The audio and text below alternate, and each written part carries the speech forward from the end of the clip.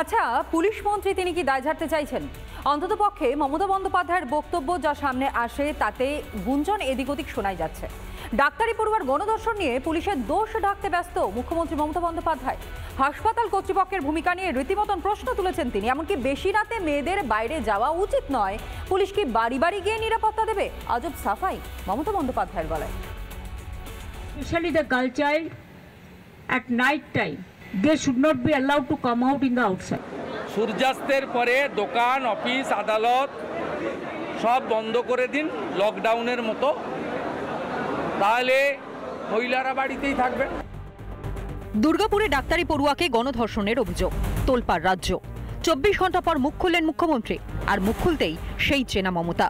ফের দায় এড়ানোর মরিয়া চেষ্টা, আর সেটা করতে গিয়ে মমতার মুখে নতুন ফরমান। Whose responsibility? How they came out in the night at 12:30, and it happens in the, so far I know, forest area. অর্ধেক আকাশকে বেঁধে ফেলার ফরমানই শেষ নয়। খোদ পুলিশ মন্ত্রী হয়ে পুলিশের অপদার্থতাকে ঢাকতে গিয়ে আর কি কি বললেন শুনুন। পুলিশ তো জানতে পারে না কে কখন রাত্রিবেলা বেরিয়ে যাচ্ছে, আর প্রাইভেট মেডিকেল কলেজেরও একটা দায়িত্ব আছে তাদের স্টুডেন্টদের টেক কেয়ার করা। পুলিশ তো বাড়িতে বাড়িতে গিয়ে বসে থাকবে না। উইমেন এম্পাওয়ারমেন্টের কথা আমরা বলি, উইমেন লেড ডেভেলপমেন্টের কথা বলি, জেন্ডার জাস্টিসের কথা বলি।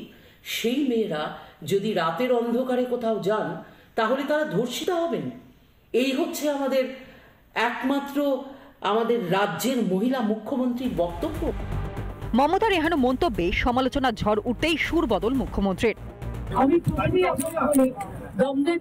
আমি কিছু বলেছি, আমার কথা ডিস্টর্ব করা হয়েছে। প্লিজ আপনাদের একটা রিকোয়েস্ট করবো, আমাকে আপনারা কোয়েশ্চেন করবেন আর তারপরে ডিস্টর্ব করবেন। আমি ভাত খাই সেটা না বলে আমি ভাত বলে দিচ্ছি। কিন্তু এটাই তো প্রথম নয়। পার্কস্ট্রিট হোক কিংবা কামদুনি, হাঁসখালি হোক বা আরজিকর, প্রত্যেকবার প্রশাসনিক গাফিলতি ঢাকতে গিয়ে নির্যাতিতাদের দিকেই আঙুল তুলেছেন মুখ্যমন্ত্রী। আচ্ছা, মেয়ে মারা গেছে নাকি রেপ্ট হয়ে, আপনি রেপ্ট বলবেন না প্রেগনেন্ট বলবেন না লাভ অ্যাফেয়ার্স বলবেন? ছেলেটির সাথে মেয়েটির নাকি লাভ অ্যাফেয়ার ছিল আমি শুনেছি।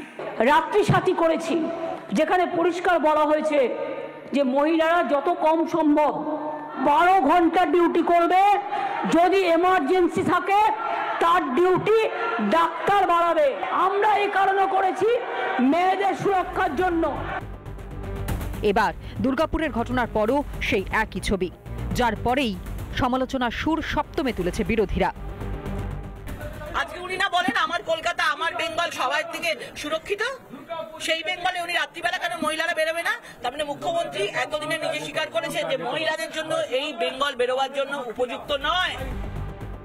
এ রাজ্যের পুলিশ শিক্ষক পেটাবে, বিরোধীদের মিটিং মিছিল রুখতে যুদ্ধ সাজে পথে নামবে, কিন্তু নারীদের নিরাপত্তা দিতে পারবে না। ধর্ষণ হলে দায় চাপাবে নির্যাতিতার উপরেই। আর কতদিন এভাবে দায় এড়াবেন মুখ্যমন্ত্রী? মমতা কি ভুলে গিয়েছেন এ রাজ্যের প্রায় অর্ধেক ভোটারই মহিলা? সেই মহিলা মন ঘুরলে কিন্তু গদিটাই থাকবে না। রিপাবলিক বাংলা। নানা ধরনের কন্টেন্ট দেখার জন্য লাইক করুন, শেয়ার করুন আমাদের ফেসবুক পেজ, সাবস্ক্রাইব করুন আমাদের ইউটিউব চ্যানেল। পাশাপাশি অন্যান্য ব্রেকিং নিউজের জন্য অবশ্যই চোখ রাখুন রিপাবলিক বাংলায়।